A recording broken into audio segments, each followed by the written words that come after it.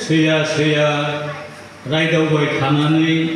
ब्रा ब्रा हमबाय थानानै लोगो सैया सैया रायदावबाय थानानै ब्रा ब्रा हमबाय थानानै लोगो गनायनांबाय आंनि गोसो हायाखिसै सानस'नो जाबाय गोरबोआसो आंगो आंगो जागारबायसो गोसो आंनि उसाव बादाव फाग्लि फाग्लि हायाबो जाबाय नाथाय फोरमायनानै लानोबो जेरावखि थाङा जेरावखि थाङा जेरावखि थाया आथा खिथा जेरावखि थाङा जेरावखि थाया आथा खिथा सैया सैया रायदावबाय थानानै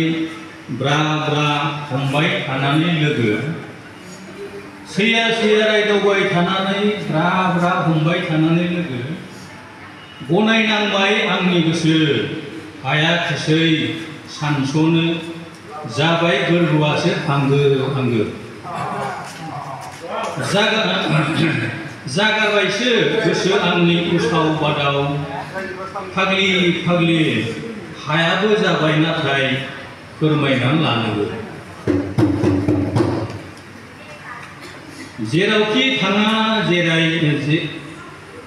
जेरावखि थाङा जेरावखि थाया